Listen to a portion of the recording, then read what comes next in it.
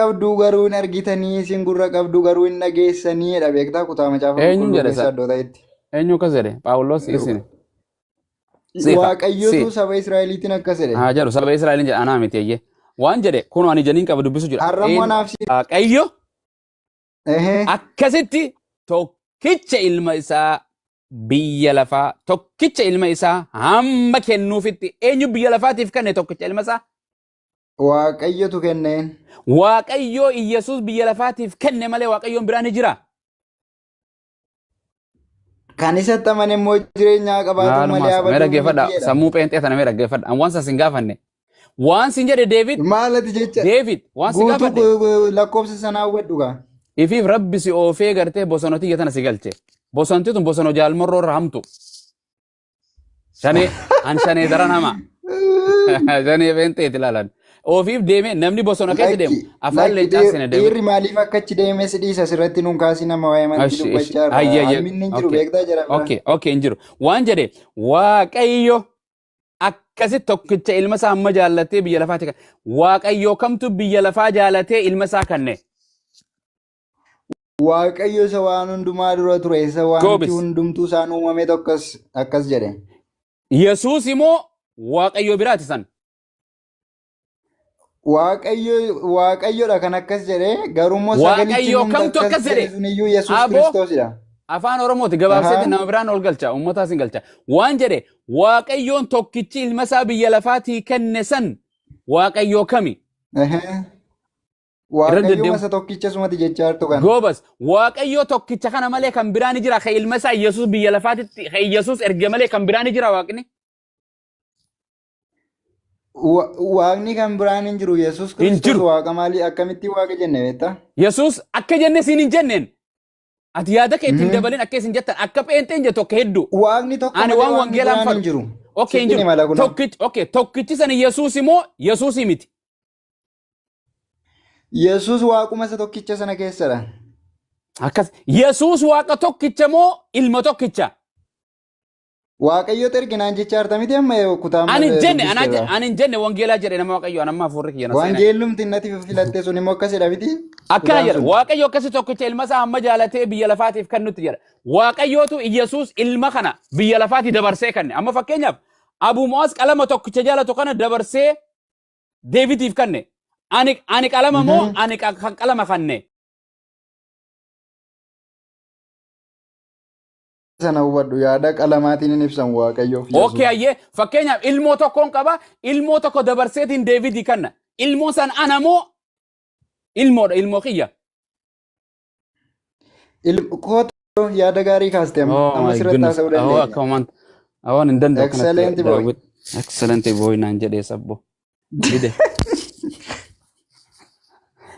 David, David, infudata. Sorry, your English. No, it's okay. No, it's okay. All right, my son. Urubaki, itifu jadi. Isho yaada gaarii kan fidde maaliifan siin jedhe beektaa? Ilman qaba ilma sana dabarseen kennee jette.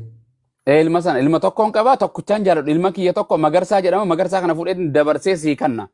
Ani magarsaa miti. Dabarsitee kennite miti? Ati fakkeenyaaf Muwaazidha natti fakkaata maqaan kee. Magarsaa moo eenyuun immoo dabarsee siin kennee naan jette. Magarsaan qaama kee keessaatii qaama qaba moo hin qabu? Maal qaba qaama kiyya keessaa? Jeneetikii sirraa dhaalee hin qabu. Anarraa argame ka ana ta'uu hin danda'u ka inni haa dhaalu malee hin ta'u ka ani magarsaa miti ana Abuu Muwaazii hin ta'u hin jedhamu. Sirraa dhaalee ramoon dhaalee wantichi. Jeneetikii sirraa qaba moo hin qabu? Narraa argame inni na duran argamne ana booda argame haa argamu umriidhaanis na qixaa miti dandeettiidhaanis na qixaa miti. Abuu Muwaazii miti inni. Yesuus Kiristoos immoo akkasuma Waaqayyo Abbaa sanarraa sagalee Waaqayyo Abbaadha. Kanumarratti walii gallee deemna. Falli kunis formulaan kunis yeroo gorii nama baasu waan jedhe Waaqayyo Iyyasuusin erge mana Waaqayyo tokkicha ilma isaa erge kana malee Waaqayyoon biraan ni jira. Hin jiru. Okay na dhagee. Yesuus ilma Waaqayyooti moo Waaqa? Yesuus ilma Waaqayyooti. Waaqaa miti mi? Asirratti akkasidha. Akkasidha. Waaqaa miti mi akka boqonnaa kanaatitti? Maal jedha Maadid beektaa? waan jedhu narra dhis please ani hin barbaadu kana booda bakka anaa gee thank you baga dhufte Inaari sin na jaaladha. ta'e amma No firdiin sin hin jaaladha. geenye gaafa firdiin ga'u firdii fudhanna beektaa La la murtii la la geenye because gafirdiitiif dhis garuu asitti moo firdii har'a uffayyisaa hin jedhu David har'a waa'ee waa fayyaa uffachaa hin lallaba jedhu. David waan jedhe wangeeluma kee didu jirta wangeelli kan kee akka jedhu Yesuus tokkicha ilma Waaqayyooti jedha malee Waaqayyo tokkichaa miti Yesuus Itu miti. didaa jira Yohaannis tokko kaasee moo Abboon Yohaannis hin sagalichi dhaqa. waan hundumaa Yohaannis hin dura dhaqa. hin jedhu. Okay, naan dhaqa san si hojii dhaquu sanis dhaquu. Eh, Kanuma sittaa booda ammaas dhaqee akkanuma akka sittaa. Yesuusitti Hin waaqatee miidhamta. sitti nima. Boqonnaa kanarratti Yesuus Waa tokkollee. okay, boqonnaa amma gartee 3:16 kun ilma malee waaqaa miti Yesuus nin dhaqa san hin dhaqa. Miti? Yesuus Kiristoos ilma Waaqayyo abbaati jedha. Ilma okay, Ati sin ilma akkamitti hubattu Mena beektaa? dhaggeeffadhu ana nan gaafatin akka itti hubadheen waan barreeffame. Yesuus tokkicha ilma Waaqayyooti malee waaqa tokkichaa miti keewwata kanarratti. Waaqa tokkichaa miti tokkicha ilma Okay, Waaqayyo ta'e. Gobas walii galle Yohaannis takkaan si dhaqa. Okay. Ayyee Yohaannis takkattiin ol ba'a. Okay, gobas. Asittis. Okay, akkana jedha. Tokko faraansii dubbisa ayyee. Walii galle jiran sajjalu. Akkana jedha. Sagalichi jala. Dhaabbadhu. Banaddo.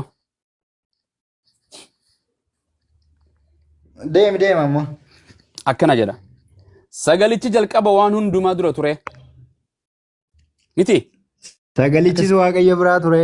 Suuta takka deemna qaal baqaal. We go word by word. Kalam bil kalam. We go step by step. Thank you. Sagalichi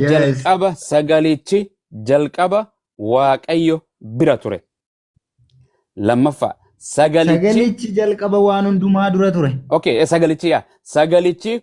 Sagalichi jalqaba waan hundumaa dura ture mi?